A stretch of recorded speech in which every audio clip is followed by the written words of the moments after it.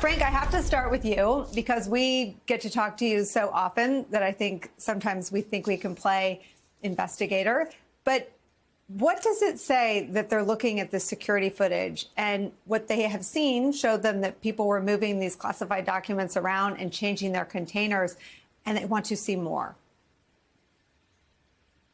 Well, it means a couple of things. So for those of us sitting at home trying to figure out what was the switch that flipped and got them to the search warrant? What was it that happened?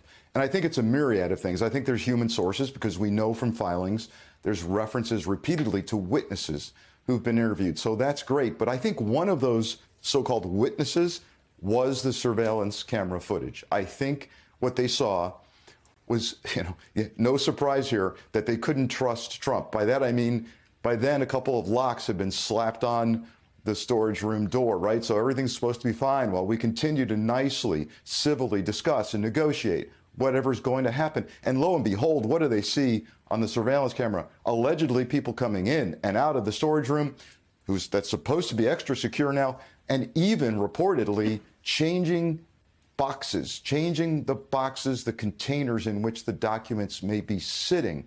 So that gets us, Nicole, into this whole issue of why were they charging falsification and destruction or masking of evidence? Well, that's part of it, I think. It's not just the Trump lawyer who filed a form saying, you've got everything, we gave you everything, there's no more. It's also, I think, the storage room surveillance footage that says, no, God darn it, they're not securing the room. And by the way, they seem to be moving stuff out. And by the way, they seem to be changing the containers that documents may be in. So there's that going on here as well. We can see where they're getting to a statute. The statutory elements may be met, and we can see what may have flipped the switch in part to get to a search warrant. Mike Schmidt, I would love to hear sort of your take on what pieces of this reporting move our understanding forward. But it seems to me that the early narrative that Trump was this, hoarder has been replaced by something far more sinister. I mean, these aren't, I don't know, I think it's a famous basketball player's shoes that were in his office at Trump Tower. These are documents that your colleagues are reporting he had a hand in reviewing after he left the White House and keeping. And they were the most classified kind of materials, the kind of documents that anyone that works in the White House or the NSC took one of them, they'd face real serious criminal exposure. He had hundreds of them based on this news story. I think what the letter in the most recent reporting shows is the urgency that the federal government, the FBI, and the Justice Department took here. This was a national security problem. The FBI, as Frank can explain endlessly, second top priority is counterintelligence. And they, according to the timeline that we now have, the greater sense we have of how quickly this moved, the Justice Department moved as quickly as they could to try and get these materials by issuing a subpoena, by pushing Trump's lawyers. They knew there was a problem, and they were trying to solve it. They were trying to go out and get these documents. And although we do not have a full sense of the back and forth that went on between Trump's lawyers and the government and how all of that played out, you have to believe, based on the fact that they went for the search warrant, that they had run up against a wall and they thought, look, we have a legitimate national security issue that we have to get to the bottom of. We have to go out, we have to collect these documents, we have to figure out who saw them, where they were, who touched them, how have we been misled about them, where, what has this exposed? It's just the timeline is much shorter and faster based on the letter than I thought it would be. I thought this was something that maybe had played out, over this long period, not so long, but year and a half since Trump left office, but it was actually faster than I thought. Frank, I want to come back to you, and I want your thoughts on what Mike's talking about, but also on all of the lying. I mean, I think, again, we've examined Trump's conduct in the frame of the Mueller probe, and folks like Joyce and yourself always point to our windows into his intent. I mean, they were told over and over again. The fact that the government tried to protect these secrets over and over again means there was no way that they didn't know how dangerous some of these classified materials were. What do you make of what Mike's talking about, the timeline and how they knowingly mishandled this classified material? Yeah, there's been reporting that Trump himself actually at one point went through the documents, see what they are. Let's talk about this. Let's look at it himself. Here's what that does. It takes away this defense that, the movers did it. I didn't know anything about this. I have no knowledge of this. They were told repeatedly how significant these documents were for national security.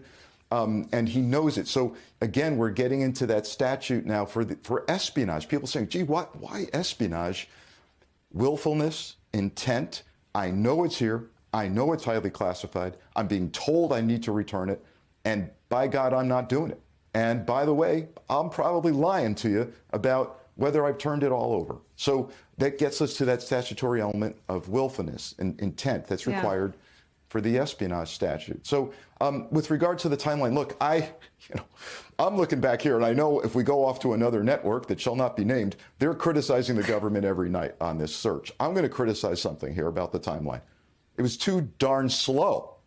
It was too slow. So when you have a January to May timeline before the FBI is getting their hands on this and doing an assessment and figuring out, look, if you've handled a lot of top secret documents, especially special access, each page numbered, marked, sometimes each page initialed, there must be something missing. They may have been they could have looked, if they had looked at it earlier, and seen there's pages missing. Something's wrong here. There's something not right.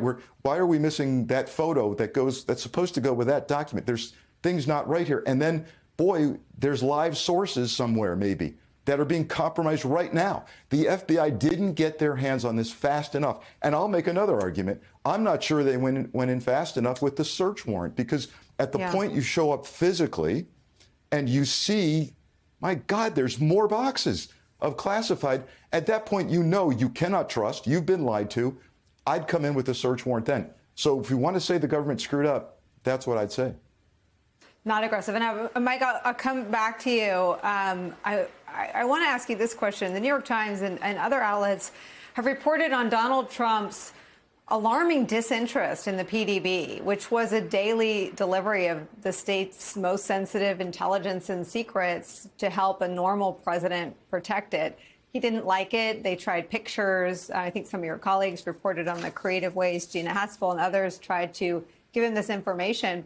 What is it about the classified material he stole that he liked more than the PDB that they couldn't spoon feed him, even with pictures and visual aids? I mean, it's a great question, because the Trump presidency, a major part of it was this antagonistic relationship he had with the intelligence community. He repeatedly told senior White House officials he didn't trust them. He didn't believe them. He thought he was smarter than them. He thought they were part of the deep state, which was out to get him. He had as contentious a relationship with the intelligence community as there was. And despite that, he takes these documents with him, which doesn't make any sense. A lot of things that Trump does do not make complete sense to rational minds. But he constantly was pushing the bounds in terms of pushing back on the intelligence community, casting doubt on basic facts. We obviously remember the Helsinki press conference. He tweeted out pictures that were at the time classified of an airstrike. There was a culture that he created in the White House around classified issues that was extremely lax. Even going down to issues like the security clearance for his son-in-law, for Jared Kushner, and the intelligence community trying to stop that from happening, and Trump having to order senior White House officials to give it to him. There was a drumbeat that came directly from the top that classified information was something that was not going to be treated the same way that any previous recent president had. So there is a big gap there between constantly attacking the intelligence community and then taking a bunch of its product home with him after he lost the election.